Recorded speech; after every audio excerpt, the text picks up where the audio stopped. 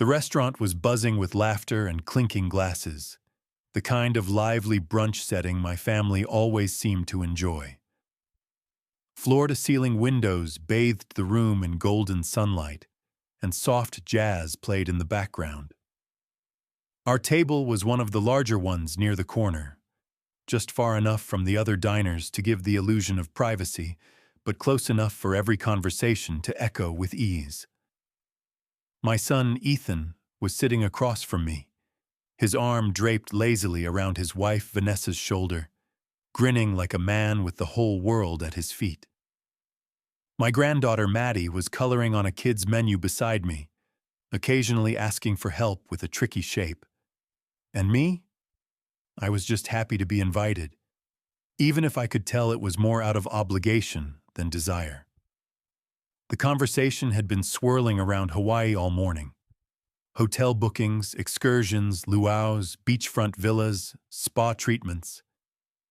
Ethan had just gotten a promotion at his firm, and this family vacation was his way of celebrating.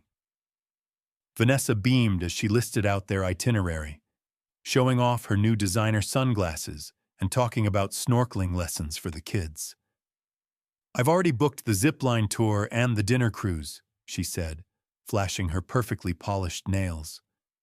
"Oh, and the spa has this seaweed wrap that's supposed to be life-changing." "Sounds like quite the adventure," I said, smiling, trying to sound genuinely engaged. I didn't want to intrude on their joy, even if a part of me knew I wasn't really included in the plans. "Yeah, it'll be epic," Ethan added between bites of his Eggs Benedict. "Just us and the ocean." Then, almost as an afterthought, he leaned closer to Vanessa and whispered, though not softly enough, "Don't worry about Dad. He can't afford it. He's too poor for Hawaii." The words hit harder than I expected, like someone had slapped me across the face with a velvet glove, soft on the outside, but with something sharp tucked beneath. I froze, my hand midway to my coffee cup, and for a second, I wasn't sure I'd heard it right. But then Vanessa chuckled quietly, the kind of laugh people make when they're pretending to be polite but aren't. And just like that, the truth settled in. My own son saw me as a burden, a leftover, an old man who couldn't keep up. I didn't react. Years of raising children and running a business had taught me how to keep a straight face. I took a sip of my coffee and nodded politely at whatever Maddie was showing me on her paper. My heartbeat was steady on the outside, but inside I was unraveling. Too poor for Hawaii. It wasn't about the money. Not really. It was what the words meant, the assumption, the dismissal, as if everything I had done, every sacrifice I had made, every hour of overtime, every skipped vacation, every sleepless night, none of it mattered now. I was simply unworthy. Not because I lacked wealth, but because I didn't flaunt it. Stared down at my plate, untouched. My eggs were going cold, but so was the warmth I'd brought with me that morning. I looked at Ethan, laughing with his kids, throwing back orange juice like it was champagne. Did he remember? Did he remember the late nights when I drove him to tutoring, the checks I wrote for his private college, the down payment I quietly gave him and Vanessa for their first home? Did he know that the very vacation house in Maui they were planning to stay in was one I had helped purchase? Of course he didn't, because I'd never told him. I never kept a scoreboard. I never threw money in their faces. I believed in quiet giving. I believed in family. I believed that respect didn't have to be bought. It should be earned and kept. I watched as Ethan pulled out his phone and showed Vanessa a picture of their hotel suite, complete with infinity pool and ocean view. I remembered helping him find that property years ago, remembered negotiating with the seller, paying the closing costs because he'd just had his second child and was stretched thin. I remembered Vanessa crying with gratitude. And now? Now they laughed at my supposed poverty. I shifted in my seat, reaching for my water as Maddie tugged at my sleeve again. "Grandpa, can we get ice cream after this?" I smiled, the kind of smile that takes effort. "Of course, sweetheart. Anything for you." "Yay! Daddy said maybe, but I knew you'd say yes." Ethan looked up briefly and smiled in a way that made me wonder if he even realized what he'd said earlier. Maybe he didn't. Maybe to him it was just a careless joke, a throwaway line. But to me, it was the culmination of something I hadn't wanted to admit. Somewhere along the way, my son had stopped seeing me as the man who raised him, and started seeing me as the man he had outgrown. The brunch dragged on. More mimosas, more laughter, more talk of restaurants they'd try in Maui, of designer boutiques on the island, of first-class upgrades. I nodded along, contributed where I could, kept the conversation light. But underneath, a quiet resolve had begun to form. They thought I couldn't afford Hawaii? Fine. They thought I was too poor, too outdated, too invisible. Let them think that. I would let them have their vacation. Let them bask in their illusion of superiority. Let them believe they were the only ones who had built something worth admiring. Because soon, very soon, that illusion would shatter. The waiter came by to refill our coffees. Ethan was joking about surfing lessons now, how he might try to film himself on a GoPro. Vanessa laughed and said she hoped the board wouldn't break under him. Maddie giggled at something on her mom's phone. And I stirred cream into my coffee slowly, calmly, and smiled. Let them enjoy their moment, because they had no idea who they were laughing at. I didn't sleep much that night. After the brunch, I drove home in silence, the kind of silence that feels heavier than noise ever could. I sat on the edge of my bed for a long time, staring at the photograph of my wife on the nightstand. Her smile was just the same as I remembered it, soft, reassuring, knowing. She'd been gone for 8 years, but somehow her presence still lingered in every corner of the house we built together. That house was nothing extravagant, just a sturdy, sunlit place on the edge of town with a garden she used to tend to religiously. I remember how she always used to say, "A home doesn't need to be big. It just needs to hold love." As I sat there in the quiet, Ethan's words echoed in my mind like a bad song I couldn't turn off. "He's too poor for Hawaii."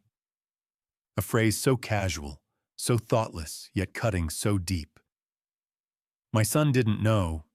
He didn't remember, because I had never told him the cost of the life I gave him. And that was my choice. I wanted him to grow up with ease, not burden, with dreams, not debts. But maybe I had protected him too well. Maybe I'd made it too easy for him to forget where he came from. I leaned back, closed my eyes, and let the memories come. The early years, the hard years, the ones where my hands were always covered in grease and my back ached before noon. I started working at 17, fixing engines at a rundown garage owned by a friend of my uncle. By 22, I was working double shifts just to keep the lights on in our tiny rental. My fingers still remember the weight of wrenches, the burn of oil on skin, the dull throb in my knees from lying under cars 12 hours a day. I didn't have dreams of grandeur. I just wanted enough to feed my family, to keep a roof over our heads, to give Ethan and his sister a shot at something better. My wife, Claire, she held the emotional weight. She managed the household, stretched every dollar like magic, and made everything feel normal even when it wasn't. I remember one winter when the heater broke, and instead of complaining, she built a fortress of blankets in the living room and told the kids it was a campout. Ethan thought it was an adventure. I knew better. I was working 6 days a week that month just to buy the replacement part. I remember her whispering in the dark, "They'll only know your worth when you're not trying to prove it."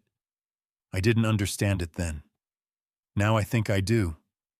I put Ethan through college working overtime and side jobs. I sold my old pickup to cover his last semester tuition when his scholarship fell short.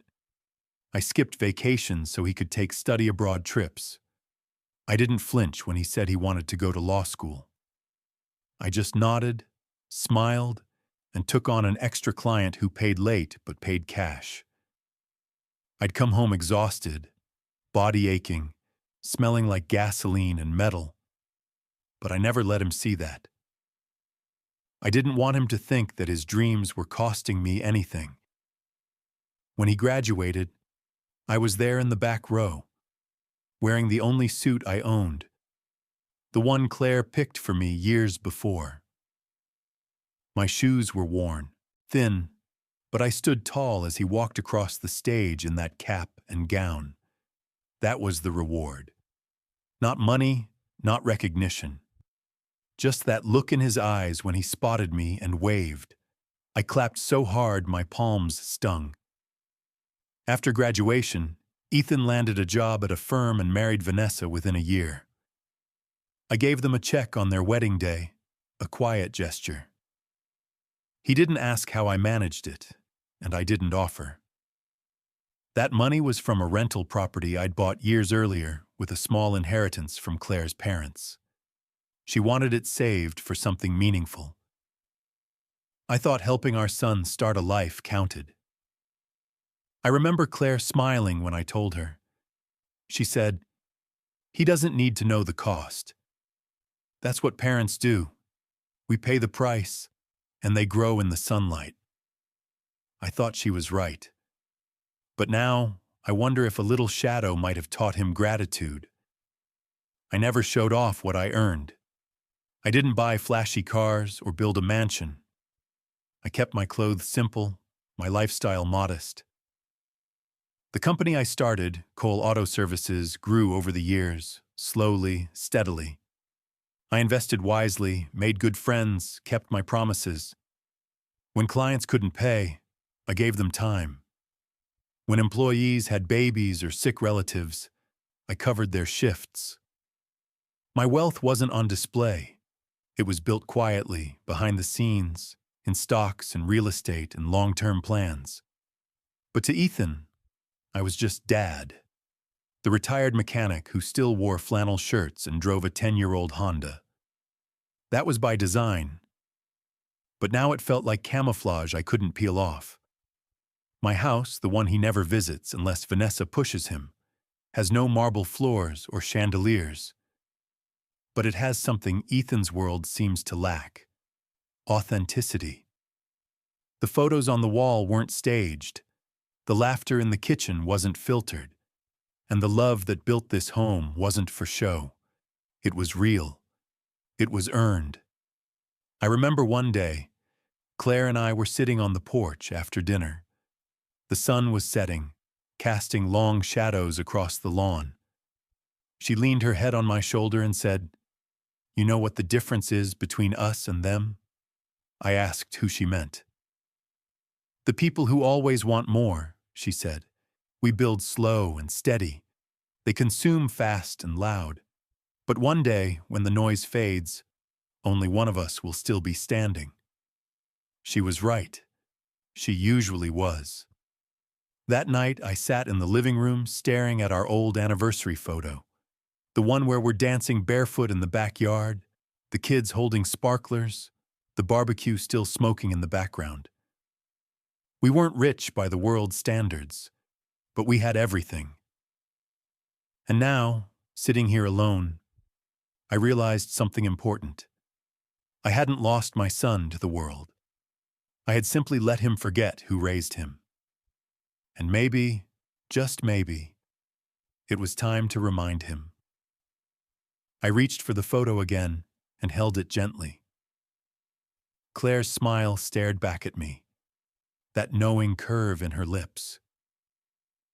They'll only know your worth when you're not trying to prove it. Well, maybe it's time I stop hiding what I built, not to prove anything, but to protect what I've earned. The morning after that sleepless night, I stood in my kitchen, holding a steaming mug of black coffee, looking out the window at the dew-covered garden Claire once loved so much. The roses she planted still bloomed with stubborn beauty each spring, and even now, years after her passing, they bloomed for her. I took a slow sip and felt the bitterness on my tongue. Not just from the coffee, but from the taste of being underestimated. It wasn't the first time someone had assumed I was poor. People often look at a man in worn shoes and a flannel shirt and think they know the story. But my story? It wasn't written in what I wore or what I drove. It was hidden in numbers, in papers filed carefully in secure safes, in passwords remembered only by me and one other person. For years, I kept my fortune a secret, not because I was ashamed of it, but because it wasn't who I was. I didn't need to be flashy. I didn't need validation. I believed in silent success, in letting the numbers speak only when necessary. But now I understood. When silence is mistaken for weakness, sometimes the truth must roar. I walked to my study, the one with bookshelves that stretched wall to wall and a mahogany desk Claire helped me pick out after my first big property sale. I pulled open the bottom drawer and took out a leather-bound file marked Personal Holdings. It had been years since I last opened it. My financial statements were stored digitally, of course, but this binder? It was a reminder. A tangible piece of everything I'd built, quietly, methodically, intentionally. Inside were documents no one in my family had ever seen. The trust fund I'd established 15 years ago, registered under a shell company based in Delaware, fully legal, fully discreet. The ownership deeds of a chalet in the Swiss Alps, purchased in cash after a 10-year real estate deal, matured. Stock portfolios diversified across global markets. A portfolio that had weathered recessions, crashes, pandemics, and still returned profits that most people would call life-changing. Total value, last audited, just over $42 million. My children never asked. Not once. They saw the old truck I drove, the modest way I dressed, the fact that I cooked my own meals and fixed my own gutters, and they assumed I was retired and broke. They never asked how I still paid for every grandchild's school fees, how I covered surprise medical bills without blinking, how I always sent gifts on time, even when I claimed to be tight on funds. They never wondered why my bank cards never declined, or how I still managed to make generous donations to the local church and food bank. To them, I was a relic. Loved, maybe, but pitied. It used to make me smile. Now it made me ache. I opened another file, the one labeled Holdings. Transport in it were documents for a hangar I'd purchased in Nevada under another subsidiary. Inside that hangar sat 3 vehicles: a 1965 Shelby Cobra restored to perfection, a Rolls-Royce Ghost I drove twice, and a Gulfstream G450, the jet Claire and I once used to celebrate our 30th wedding anniversary with a surprise trip to Santorini. I hadn't used that jet in almost 2 years. It had been serviced regularly, inspected, fueled, waiting patiently for the day I might need it again. I sat down at my desk and stared at the framed photograph of Claire and me, taken on the steps of that chalet in Switzerland. Snow falling softly behind us, her red scarf wrapped tightly around her neck, cheeks flushed with laughter. That was the day I told her I'd hit the $10 million mark. She didn't gasp or cry. She just leaned over and kissed me on the cheek and said, Then let's keep building quietly. That was her way. But Claire was gone now, and the quiet that once protected me had turned into a cage. My son's laughter had shattered something. Respect. Not my respect for him, but the respect I allowed him to believe he was entitled to. And if respect was no longer mutual, then silence was no longer necessary. I picked up the phone and dialed a number I hadn't used in a while. It rang twice before a calm, professional voice answered. "Mr. Cole?" "Morning, Anna," I said. "How's the jet?" "Fully serviced and fueled. Last inspection was last month. We're ready when you are." "Prep it. I'm going to Hawaii." There was a pause, a slight hesitation. Then, "Understood. Departure time?" "Tomorrow. Noon. I want it discreet, but I want the full crew. I'll need the presidential suite at the Mackay Grand, and have the car waiting at the tarmac." "Consider it done." I hung up and leaned back in my chair. My eyes drifted across the shelves. Books on construction management, architectural design, investment theory. No one ever paid attention to this room. When Ethan visited, which was rare, he never stepped inside. He once called it Dad's dusty library. That always amused me. Dust didn't settle on power. It settled on the places people ignore. I opened my laptop and reviewed the updated statements. My investments had matured well. My shares in the medical tech company had doubled over the past year. The warehouse I'd leased to Amazon had renegotiated its contract with a 15% increase. The vineyard in Oregon, managed by a partner, was reporting its best quarter yet. I had diversified early, reinvested wisely, never once gambled or overspent. Claire and I had agreed from the start. Wealth should be an outcome, not a goal. It should buy freedom, not flaunt superiority. But now, the time had come for it to serve another purpose. I walked back to the kitchen, refilled my coffee, and looked again out the window. The roses still glistened in the morning sun. I whispered, "Well, Claire, looks like I'm going to Hawaii after all." I knew how it would unfold. Ethan and Vanessa would check in, sip their cocktails, lounge by the beach, and think their world was exclusive. They wouldn't expect me. They wouldn't even consider the possibility. And when I showed up, on my own terms, in my own way, they would have no idea what to say. Because it was never about proving anything. It was about reminding them who I am. Not just their father. Not just some too-poor retiree. But the man who built an empire in silence, and who was now, finally, ready to let the silence end. The sun was rising behind the mountains when I arrived at the private terminal.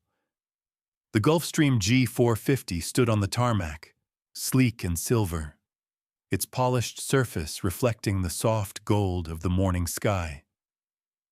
A red carpet extended from the boarding stairs to the black SUV that had delivered me, and a uniformed crew greeted me with respectful nods as I stepped out. It had been years since I last flew this bird, but the moment my shoes touched that jet's steps, something inside me clicked back into place. Confidence, perhaps, or maybe something deeper. Dignity. The takeoff was smooth, effortless. I watched the ground fall away beneath us, the familiar patchwork of city and suburb giving way to endless blue.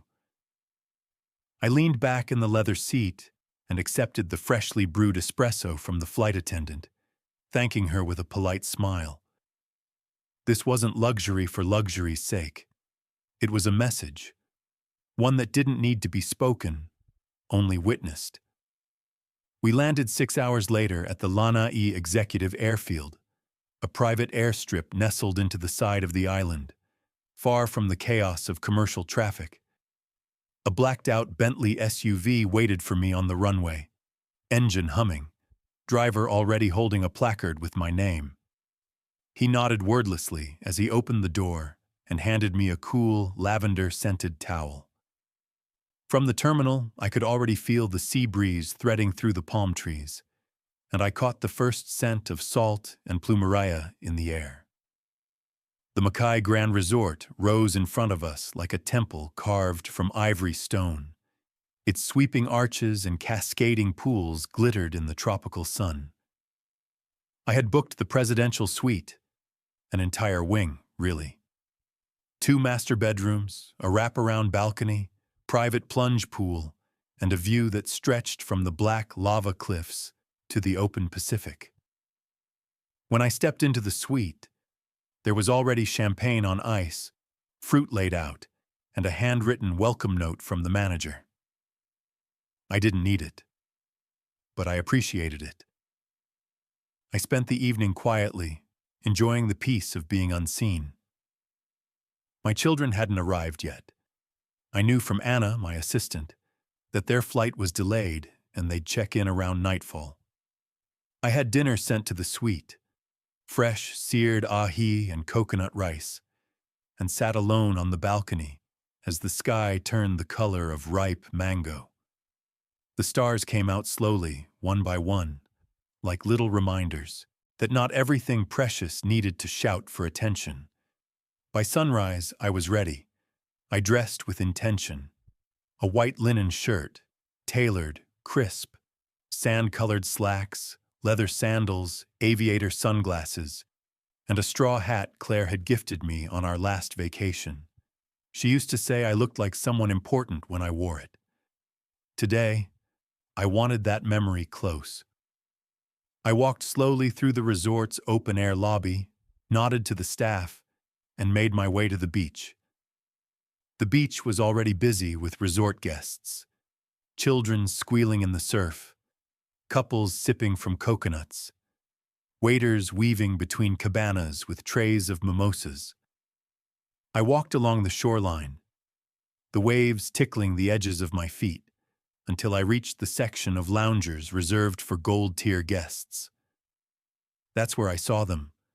My son, Ethan, lounging under a palm-thatched umbrella, wearing bright board shorts and dark sunglasses. Vanessa was beside him in a designer swimsuit, scrolling through her phone.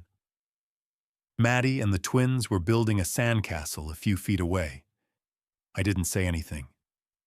I just walked up to the bar nearby, ordered myself a drink. Nothing extravagant, just a sparkling elderflower tonic, and turned to face the ocean. It took less than 30 seconds for Vanessa to glance up, freeze, then elbow Ethan in the ribs. He looked up lazily, blinked once, then again, and slowly pushed his sunglasses up. "Dad?" I turned slightly, smiled. "Morning, son." Ethan sat up straight, disbelief painting every inch of his face. "You're here?" I nodded, as if this were the most natural thing in the world. "Figured I'd drop by. Thought I'd stretch my wings a little." He gawked at me. When did you get here?" "Last night. Took a little detour," I said with a shrug, sipping my drink casually. Weather was perfect for flying. "Flying?" "Yeah," I said, as if talking about catching a taxi. "Jet was gathering dust. Figured it was time she got some air." Vanessa's mouth opened slightly. "Jet?" "The G450. Still runs smooth. Got here in just under 6 hours." They stared at me like I'd just announced I'd swum across the Pacific. "You flew here? On your own jet?" "Why not?" I asked, pretending confusion. "It's just sitting in the hangar otherwise. Can't let the maintenance crew get bored." Ethan blinked. "I thought... you said you weren't traveling much these days." Changed my mind. The silence stretched. Even the kids paused in their sandcastle building, sensing something had shifted in the air. "Would you two like a drink?" I asked, motioning to the bartender. "My tab, of course." Vanessa shook her head slowly, trying to process, but Ethan managed to nod. "Sure." he said quietly. Thanks. We sat for a few minutes in a kind of stunned calm. The waves continued to lap the shore. The resort music drifted through the palms, but between us hung something invisible and heavy. So, Ethan began cautiously, "You're not staying with us?" "No," I said simply. "I've got the presidential suite." His jaw twitched. "At the Mackay?" I nodded. "Top floor, stunning view. You should come by for dinner one night, if you're not too busy."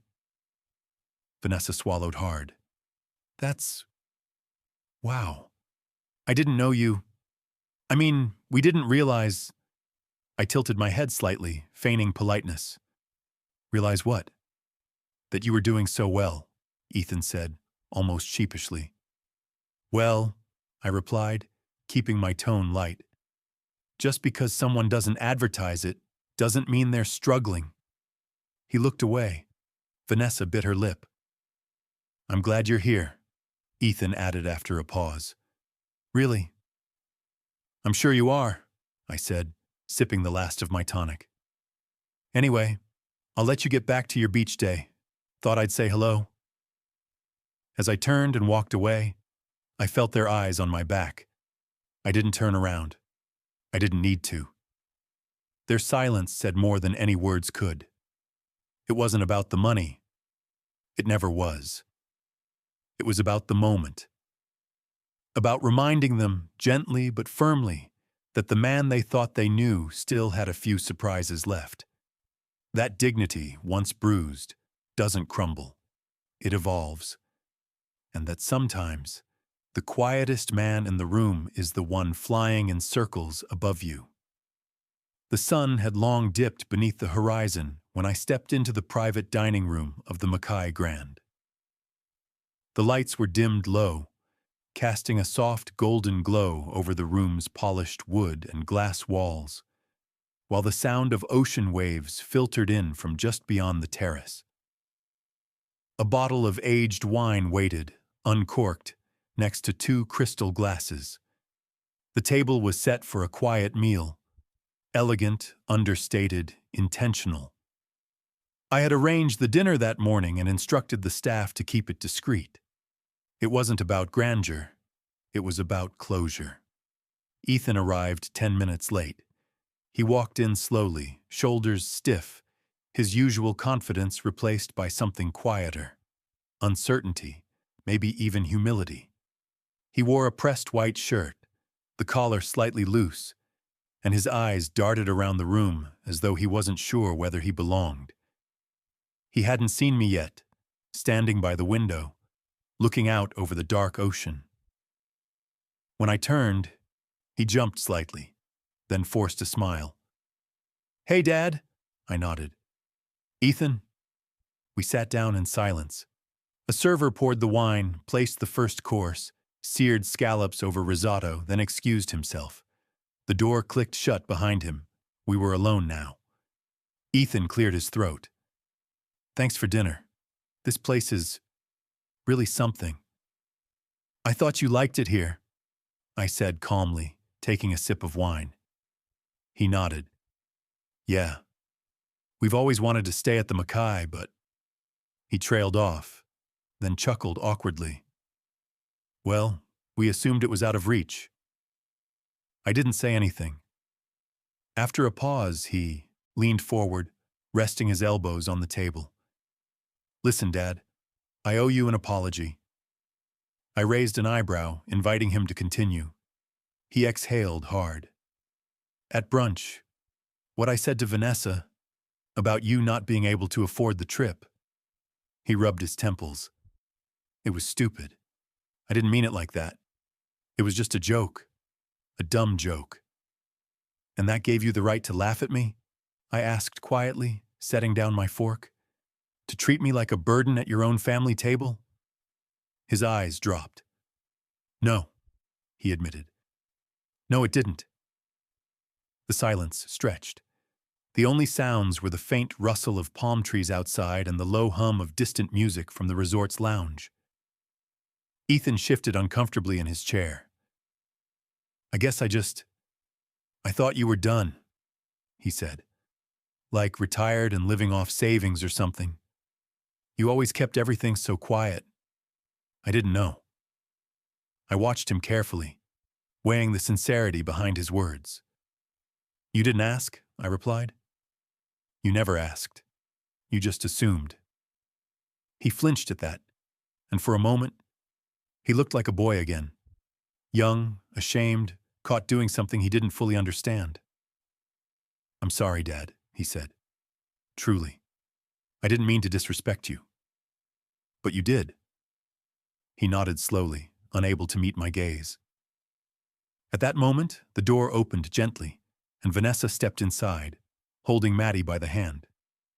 The two younger kids trailed behind. Vanessa's eyes were red, her expression unsure.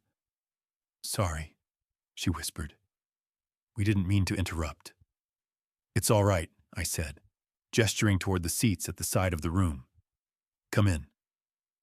The children sat quietly, sensing the seriousness of the moment. Maddie looked at me with wide eyes, curiosity flickering behind them. Grandpa, she said softly, did you really fly here in your own airplane? I smiled gently. Yes, sweetheart. I did. Her mouth formed a silent wow, and she leaned closer to her brothers, whispering with awe. For the first time in years, I felt something shift, something small but powerful.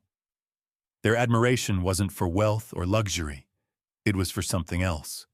Presence, surprise, pride. Vanessa stepped closer, her voice low. I should apologize too, Mr. Cole. I knew Ethan was being insensitive and I didn't stop him. I laughed. That was wrong. I gave her a slight nod. Thank you for saying that.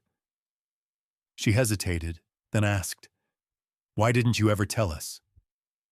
About everything? Because it was never about the money, I replied. It was about respect.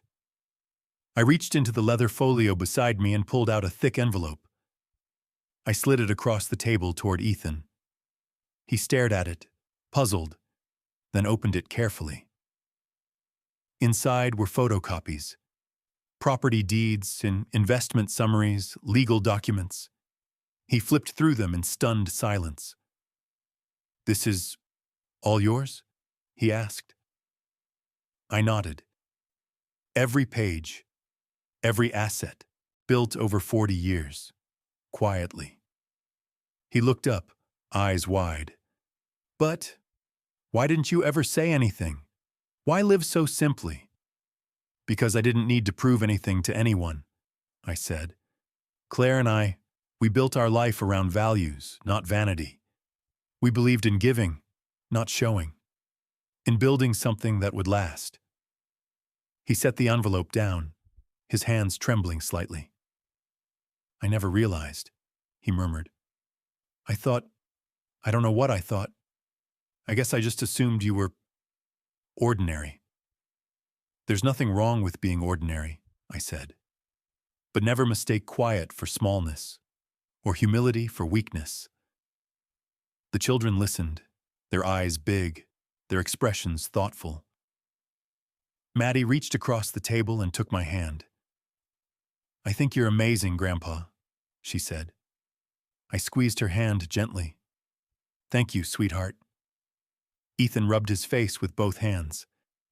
God, I feel like an idiot. It's not about guilt, Ethan, I said.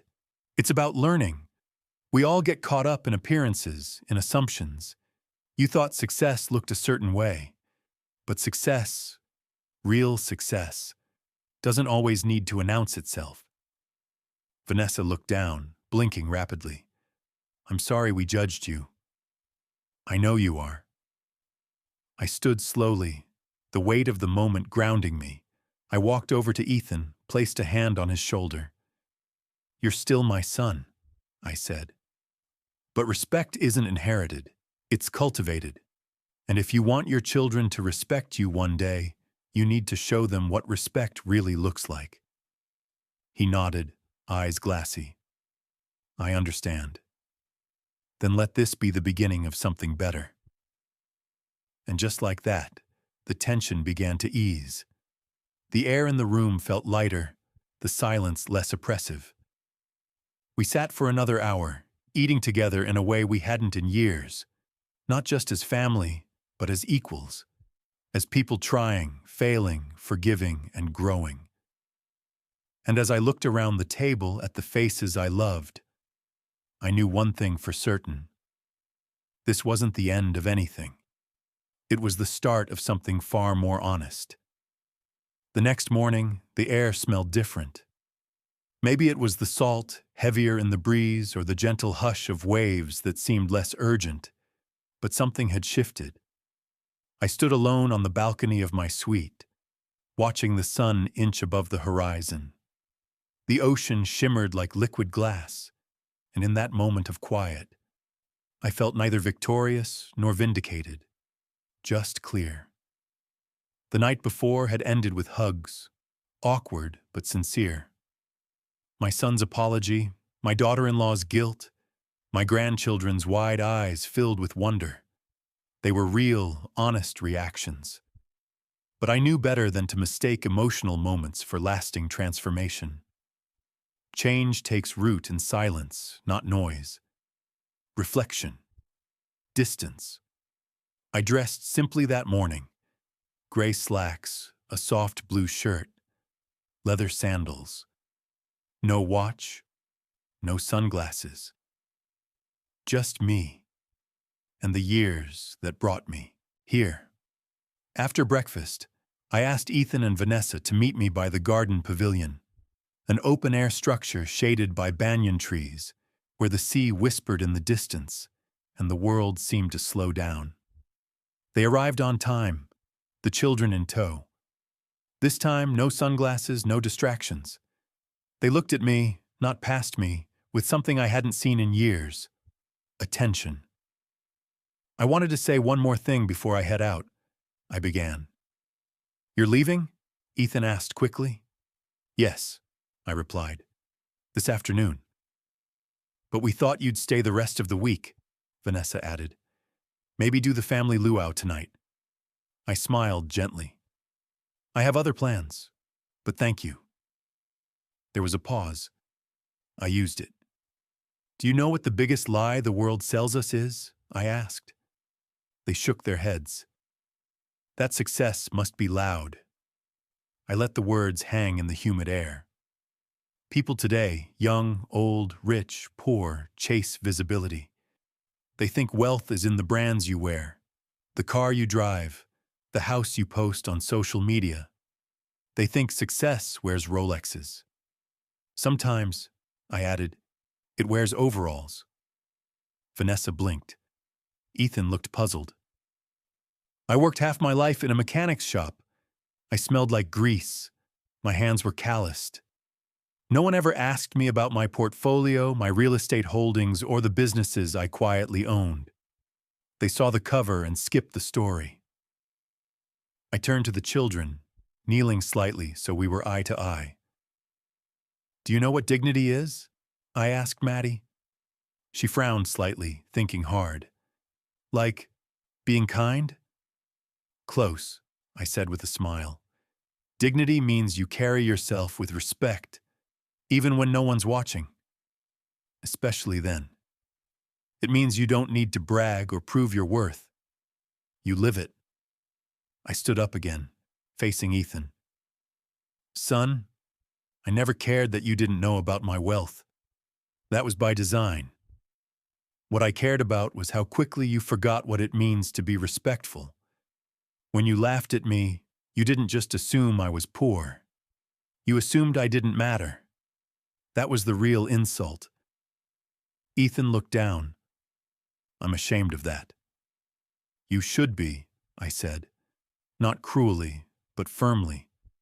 Not because I turned out to be rich, but because it took wealth to earn back your respect.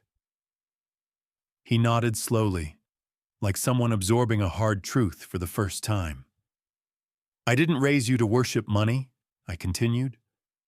I raised you to value effort, gratitude, and never judge someone by what they show or what they hide.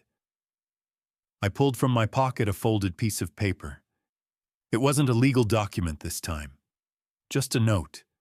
A quote Claire had kept taped to our kitchen cabinet for over 30 years. I read it aloud. "You don't leave a legacy through dollars. You leave it through dignity." They were silent. "That was your mother's favorite quote," I added softly. "She believed that our worth isn't in our bank account.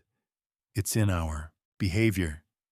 It's in how we treat people when there's nothing to gain, and how we carry ourselves when there's everything to lose."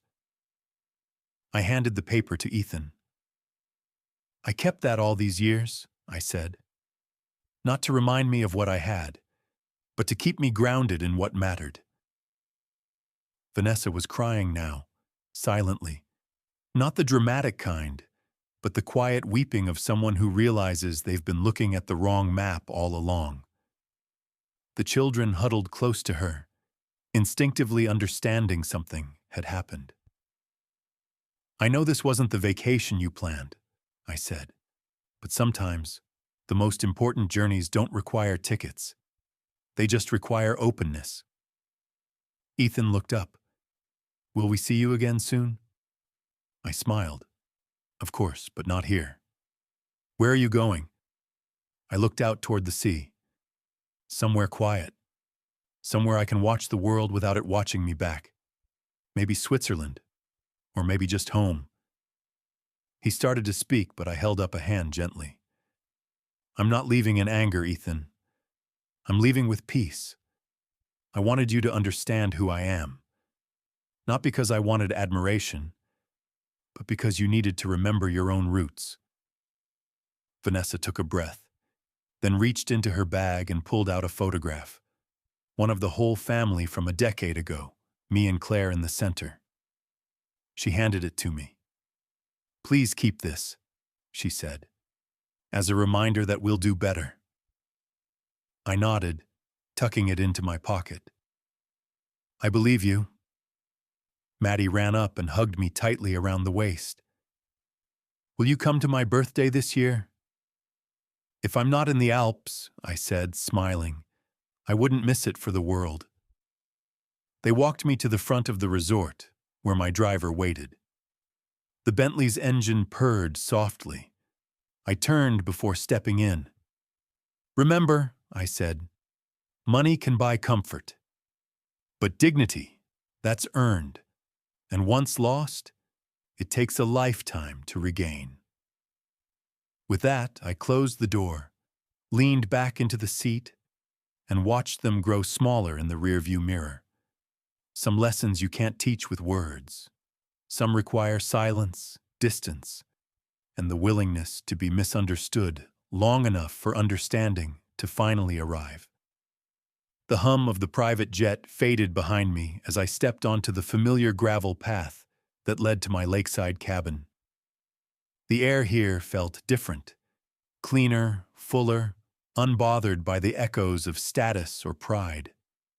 A light breeze carried the scent of pine and damp earth, grounding me more effectively than any therapist's office or self-help book ever could. Duke came bounding toward me from the porch, tail wagging furiously, barking out a welcome that needed no translation. His aging legs moved slower than they once had, but his joy was undiminished. I knelt to greet him, letting his familiar scent and warm breath remind me that some things in life remained loyal no matter how the world shifted around them. Behind him stood Margaret, my longtime caretaker, companion in silence, and keeper of this little world I had carved out for myself over the years. She smiled, arms crossed, as I rose. "You're back," she said. "I am." "Good trip?" "Enlightening," I replied. And that was enough. She didn't press. She never did. Margaret was one of the rare people who understood that sometimes words just get in the way of meaning. Inside, everything was as I had left it. The polished oak floor, the stone fireplace, the simple leather-bound books on the shelf. No marble countertops or golden chandeliers here. Just comfort, peace, and the quiet kind of richness that didn't depreciate with market fluctuations. I placed my travel bag beside the armchair, slipped off my shoes, and took in the view from the wide front windows. The lake shimmered with the late afternoon sun. The dock stretched outward like a hand offering peace. Ducks floated lazily across the water, and the trees stood in still reverence. This place had never laughed at me. This place had never assumed. It simply accepted. I spent the next few hours in soft stillness, feeding Duke, sipping tea, unpacking a little, catching up with Margaret over the kind of small talk that isn't small at all when it's shared with someone who genuinely cares. As the sun began to sink, painting the sky in hues of gold and lavender, I made my way outside with a worn plaid blanket and eased into the rocking chair that had molded itself to my back over countless evenings like this one. The wood creaked beneath me in a way that felt alive, familiar, true. And there I sat, just a man, a dog, a lake, and a sky ablaze with goodbye light. They had laughed at my poverty, or what they thought was poverty, but they never saw my wealth, not in my bank accounts, though those were full, not in property deeds or stock portfolios, though I had more than my share. They never saw the wealth I wore like skin, the self-respect that kept me upright when others tried to bend me, the discipline that told me silence was more powerful than explanation, the strength to walk away, not to prove them wrong, but to remind myself I'd always been right. Wealth, real wealth, is waking up where you want, being loved by those who matter, and never needing to explain your worth to anyone who can't see it. As the sun dipped lower, I thought of Maddie's face, wide-eyed and soft when she asked about my plane. I thought of Ethan's voice cracking with remorse. I thought of Claire, whose absence still shaped my presence, and of the quote we once pinned above the kitchen sink. You don't leave a legacy through dollars. You leave it through dignity. That was the heart of it all. People chase noise because they're afraid of quiet. They fill rooms with things and words because they haven't learned to be enough without them. But in this quiet, as the stars began to press through the veil of twilight, I felt more than enough. I thought of all the people out there, fathers, mothers, elders, being laughed at, dismissed, underestimated, just because their value doesn't scream.